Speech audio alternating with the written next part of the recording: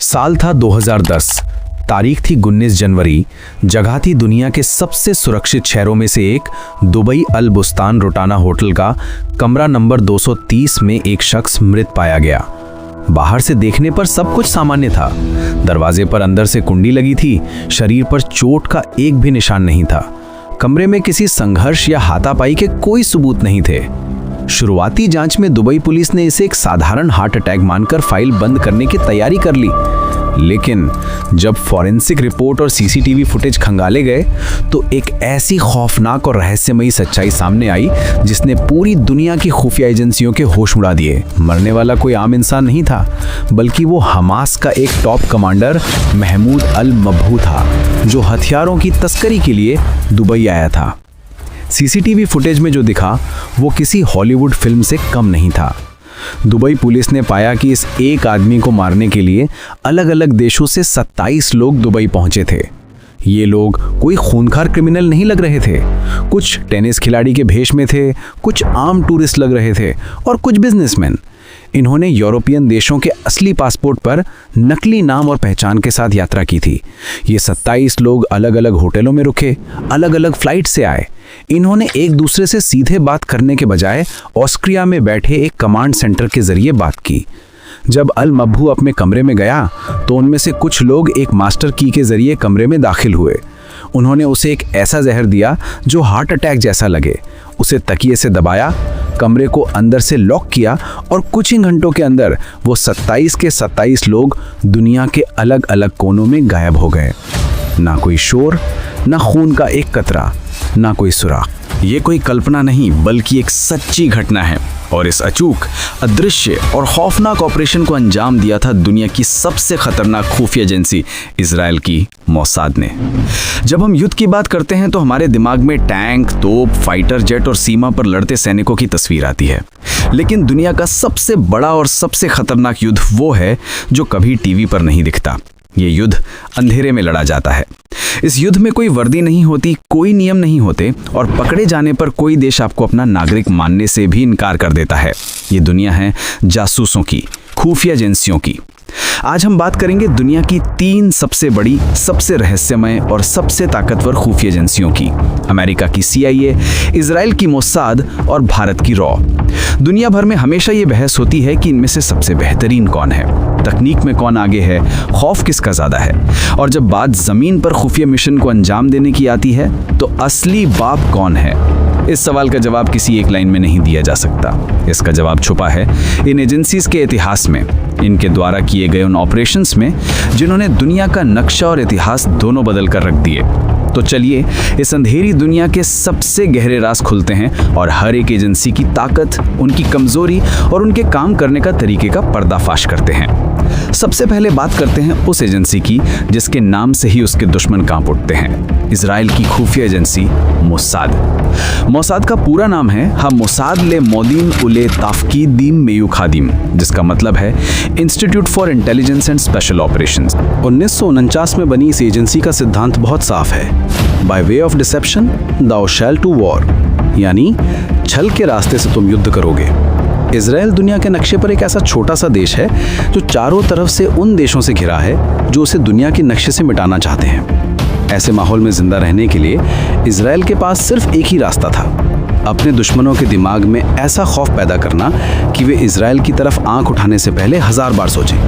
Mossad इसी खौफ का दूसरा नाम है। मोसाद को दुनिया उसकी रूथलेसनेस और कभी ना भूलने वाली फितरत के लिए जानती है। अगर आपने इजराइल का नुकसान किया है तो आप दुनिया के किसी भी कोने में छुप जाएं, मोसाद आपको ढूंढ निकाल लेगी। इसका सबसे बड़ा और रोंगटे खड़े कर देने वाला उदाहरण है म्यूनिक ओलंपिक 1972 और ऑपरेशन रैथ ऑफ गॉड। 5 सितंबर 1972 की सुबह जर्मनी के म्यूनिक शहर में ओलंपिक खेल चल रहे थे। पूरी दुनिया खेल के जश्न में डूबी हुई थी। तभी ब्लैक सितंबर नाम के एक फिलिस्तीनी आतंकी गुट के 8 हथियारबंद लोग ओलंपिक विलेज की बाउंड्री फांदकर अंदर घुस गए। उनका निशाना था इजरायली एथलीट्स का हॉस्टल।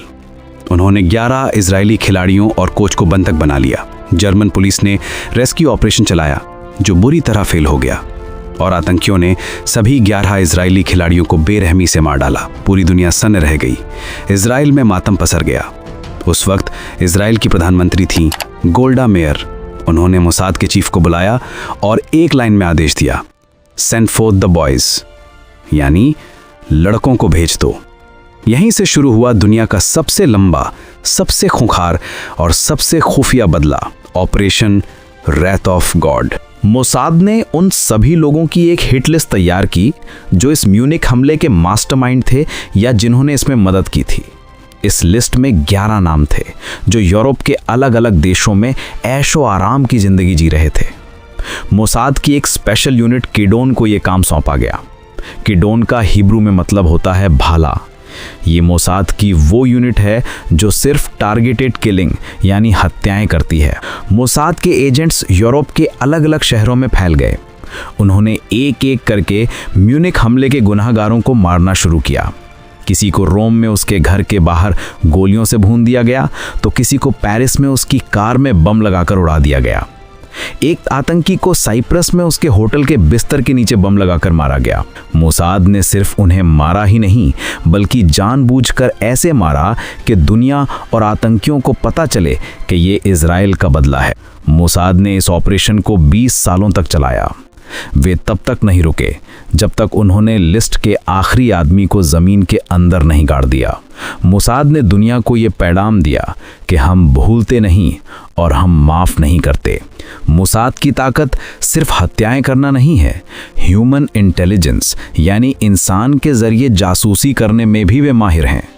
क्या आपने एली कोहेन का नाम सुना है? ये मोसाद का वो जासूस था जिसने सीरिया को अंदर से खोखला कर दिया था। एली कोहेन एक सीरियाई बिजनेसमैन कामिल अमीन थाबित बनकर सीरिया की राजधानी दमिश्क पहुंचा।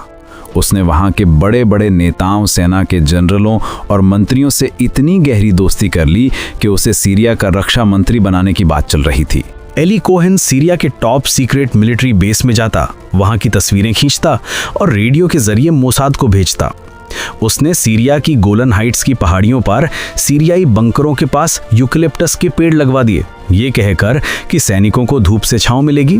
लेकिन असल में ये मोसाद के फाइटर जेट्स के लिए निशाना लगाने का एक मार्कर था।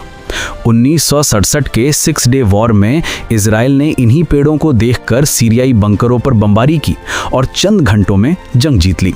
हालांकि बाद में एली कोहेन पकड़ा गया और उसे सरेआम फांसी दे दी गई, लेकिन वो मोसाद की उस क्षमता का प्रतीक है कि वे दुश्मन के घर में बैठकर उसे ख़त्म कर सकते हैं। आज के दौर में मोसाद तकनीक में भी बहुत आगे है। 2020 में उन्होंने ईरान के टॉप न्यूक्लियर साइंटिस्ट मोहसिन फ़खरीज़ादे को उनके देश की राजधानी तेहरान में मार गिराया। आप जानकर हैरान रह जाएंगे कि उस हत्या को किसी इंसान ने नहीं बल्कि एक आर्टिफिशियल इंटेलिजेंस यानी एआई से less satellite controlled machine gun ने अंजाम दिया था। मशीन गन एक पिकअप ट्रक में छुपाई गई थी और इजराइल में बैठे मोसाद के एजेंट्स ने स्क्रीन पर देखकर गोलियां चलाईं। जैसे ही साइंटिस्ट की मौत हुई, वो पिकअप ट्रक खुद ब खुद ब्लास्ट हो गया ताकि कोई सबूत न बचे। मोसाद का खौफ ही उसकी सबसे बड़ी ताकत है। उनका बजट CIA जितना नहीं है, उनके पास अमेरिका जितने संसाधन नहीं है, लेकिन उनका मोटिवेशन लेवल सबसे ज़्यादा है, क्योंकि उनके लिए ये नौकरी नहीं, उनके देश के अस्तित्व की लड़ाई है।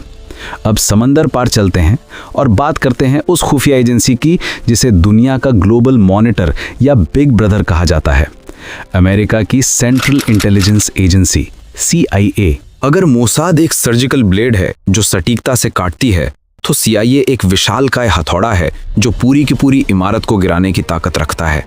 1947 में द्वितीय विश्व युद्ध के बाद CIA का गठन हुआ था। इसका मुख्य मकसद अमेरिका के राष्ट्रपति को दुनिया भर की खुफिया जानकारी देना और अमेरिकी हितों की रक्षा करना था। CIA की सबसे बड़ी ताकत है उसका अथाह पैसा और दुनिया की सबसे एडवांस्ड टेक्नोलॉजी। CIA का सालाना बजट इतना ज़्यादा है कि दुनिया के 80% देशों का तो पूरा रक्षा बजट भी उतना नहीं होता। उनके पास आसमान में तैरते हज़ारों सैटेलाइट्स हैं जो धरती के किसी भी कोने में चल रही एक चींटी की हरकत को भी जूम करके देख सकते हैं। उनके पास प्रेडेटर ड्रोन्स हैं जो हज़ारों किलोमीटर दूर बैठकर किसी भी टारगेट पर मिसाइल दाग सकते हैं। CIA दुनिया की इकलौती ऐसी खुफिया एजेंसी है जो किसी देश की सरकार को गिराने और नई सरकार बनाने का काम खुलेआम करती आई है।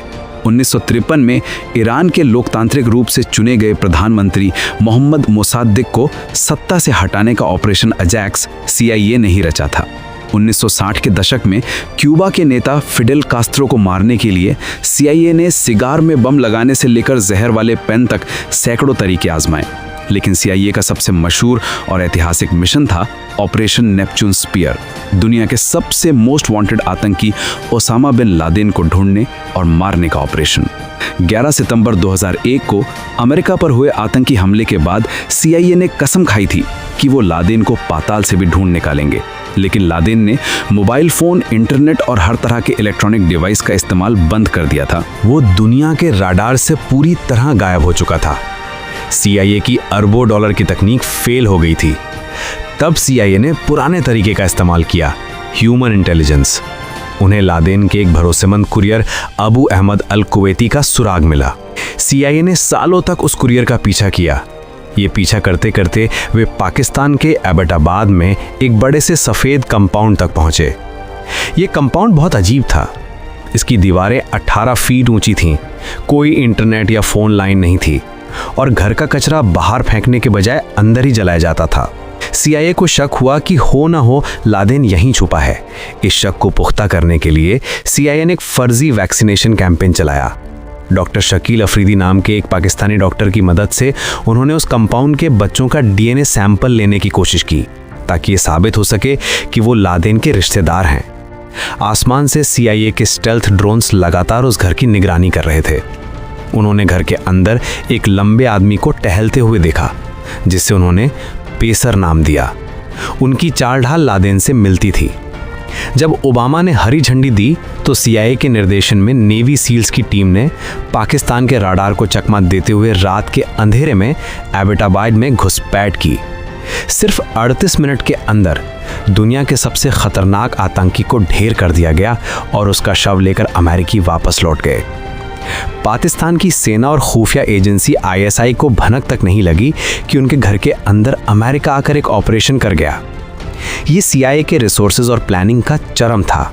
हालांकि CIA की एक बड़ी कमजोरी भी है, वे कई बार तकनीक पर इतना ज़्यादा निर्भर हो जाते हैं कि ज़मीन की हकीकत को समझ नहीं पाते। अफगानिस्तान में 20 साल तक रहने और खरबों डॉलर खर्च करने के बावजूद CIA ये भांप नहीं पाई कि तालिबान कितनी जल्दी पूरे देश पर कब्जा कर लेगा। इराक में वेपन्स ऑफ मास डिस्ट्रक्शन होने की CIA की रिपोर्ट भी दुनिया की सबसे बड़ी खुफिया नाकामियों में गिनी जाती है। CIA हॉलीवुड फिल्मों में जितनी परफेक्ट दिखती है, असल जिंदगी में उनकी कई गलतियों ने दुनिया को युद्ध की आग में धकेला है। अब आते हैं उस खुफिया एजेंसी पर जो ना हॉलीवुड की फिल्मों में अपनी शान बघारती है, ना जिसका कोई PR डिपार्टमेंट है और न ही जिसके ऑपरेशंस पर कोई किताबें लिखी जाती हैं।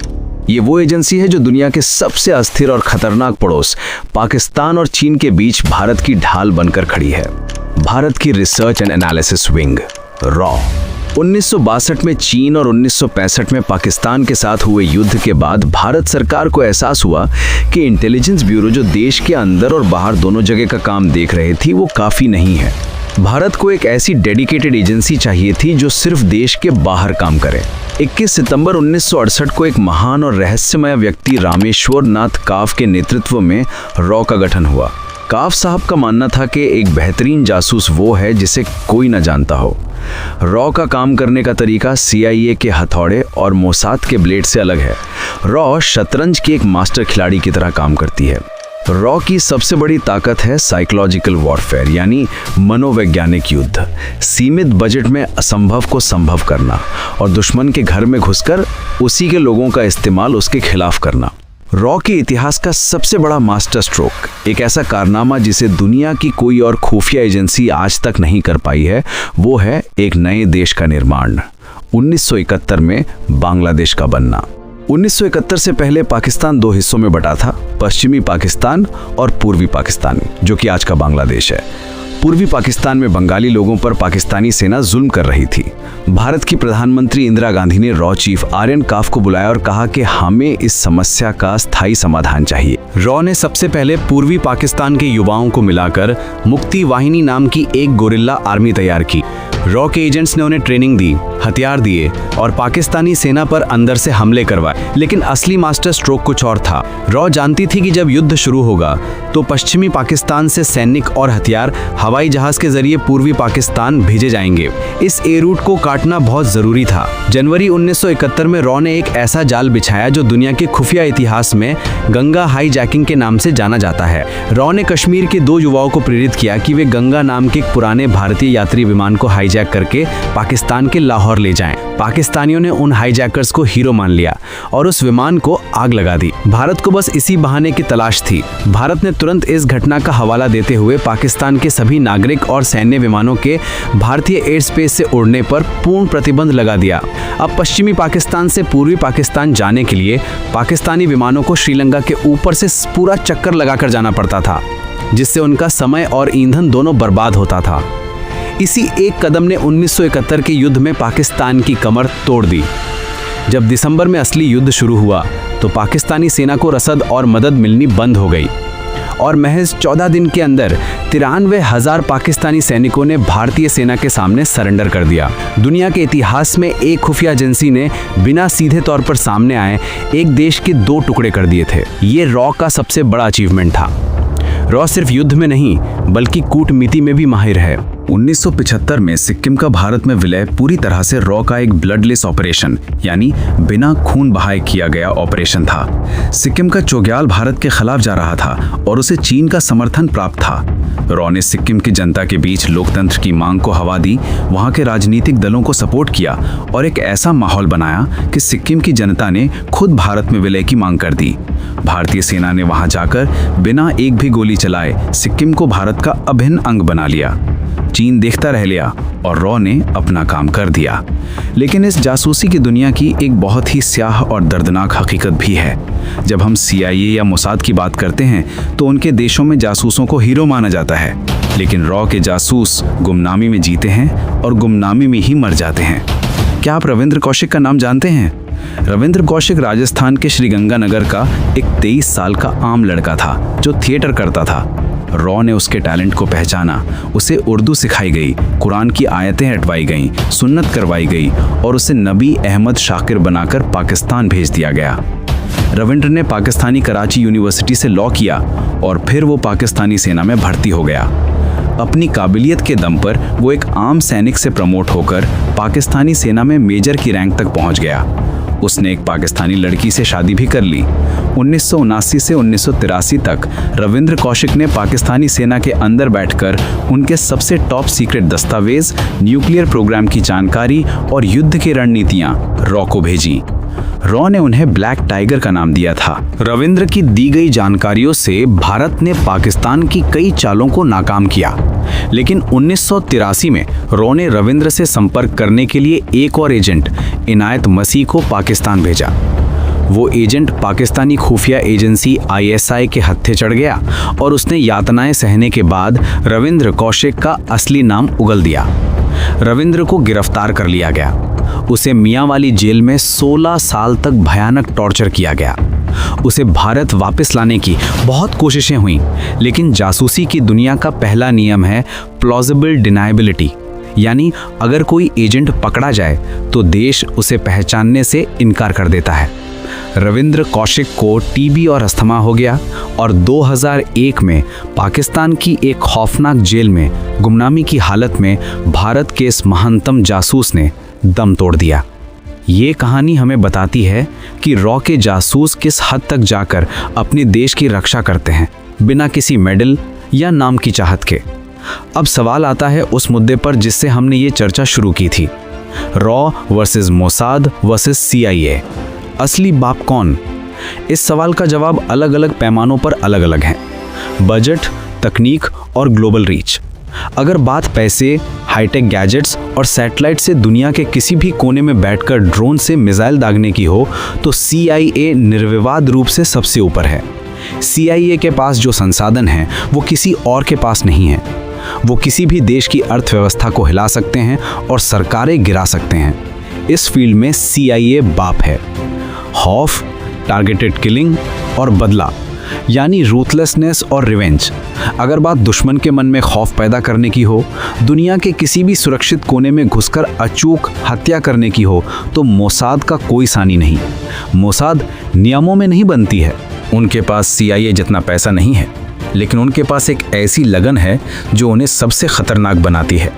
अगर मोसाद ने आपको अपने रडार पर ले लिया तो आपकी मौत तय है। इस मामले में मोसाद एक बाप है। ह्यूमन इंटेलिजेंस, रणनीति और साइलेंट ऑपरेशंस, लेकिन जब बात आती है सबसे जटिल और खतरनाक माहौल में काम करने की, तो रौब बाजी मार ले जाती है। भारत की भौगोलिक स्थिति देखिए। एक तरफ पाकिस्तान जैसा देश जो आतंकवाद की फैक्ट्री है, दूसरी तरफ चीन जैसा विस्तारवादी और ताकतवर दुश्मन। इन दोनों के बीच रहकर बहुत ही सीमित बजट के साथ रॉ जिस तरह से भारत की सुरक्षा करती है, वो काबिले तारीफ है। CIA को अफगानिस्तान में विफलता मिली, लेकिन रॉ ने 1971 में पाकिस्तान को दो फाड़ कर दिया। रॉ की ताकत तकनीक से ज़्यादा दिमाग में है। वे बिना खून की नदियां बहाए रणनीतिक रूप से दुश्मन को कमज़ोर करने में माहिर हैं। एक दिलचस्प तथ्य ये भी है कि ये तीनों एजेंसियां हमेशा एक दूसरे की विरोधी नहीं होती। जब दुश्मनों का एजेंडा एक होता है तो ये एजेंसियां आपस में हाथ भी मिलाती हैं। 1999 के करगिल युद्ध के समय जब भारत को लेज़र गाइडेड बम और सैटेलाइट इमेजरी की सख्त ज़रूरत थी, तब मोसाद ने रॉ और भारतीय सेना की गुप्त रूप से बहुत मदद की थी। आज के समय में आतंकवाद के खिलाफ रॉ, मोसाद और CIA अक्सर खुफिया जानकारियां साझा करते हैं। निष्कर्ष यह है कि जासूसी की इस रहस्यमयी दुनिया में कोई एक असली बाप नहीं है। ये तीनों एजेंसियां अपने अपने डोमेन की शेर हैं। CIA के पास पैसा और पावर है, मोसाद के पास खौफ और बदला, और रॉ के पास दिमाग और रणनीति। हम रात को अपने घरों में चैन से इसलिए सो पाते हैं क्योंकि सीमाओं पर हमारे सैनिक जाग रहे हैं, लेकिन हम दिन के उजाले में बेखौफ इसलिए चल पाते हैं क्योंकि अंधेरे में गुमनामी के साए में हमारे ये जासूस अपनी जान हथेली पर रखकर एक ऐसी लड़ाई लड़ रहे हैं जिसका ना कोई नाम है, ना कोई पहचान और ना ही कोई अंत। ये वो युद्ध है जो कभी खत्म नहीं होता। ये पर्दे के पीछे की वो सच्चाई है जिसे आम इंसान कभी नहीं समझ सकता, और शायद यही इस दुनिया का सबसे बड़ा सच है। जो दिखता है वो होता नहीं, और जो होता है वो कभी दिखता नहीं। तो दोस्तों, ये थी CIA, मोसाद और रॉ की वो खौफनाक दास्तानें जो अक्सर दुनिया की नज़रों से छिपी रहती हैं। आज हमने देखा कि कैसे कोई एजेंसी पैसे से, कोई खौफ से, तो कोई अपनी खामोश रणनीति से पूरी दुनिया का इतिहास बदल देती है। लेकिन आपके हिसाब से असली बाप कौन है? अपनी राय कमेंट में ज़रूर दें, क्योंकि आपकी सोच ही हमारी अगली वीडियो का आधार बनती है। अगर इस वीडियो ने आपके होश उड़ाए हैं तो इसे लाइक करें और अपने दोस्तों के साथ शेयर करना ना भूलें। और हाँ, अगर आप इतिहास के ऐसे ही अनसुने और रहस्यमय पन्नों को खोलना चाहते हैं तो अभी डोको हिडिम को सब्सक्राइब करें। यहाँ हम वो दिखाते हैं जो बाकी सब छिपाते हैं। मिलते हैं अगले वीडियो में एक और गहरे राज के साथ। तब तक देखते रहिए डोको हिडिम।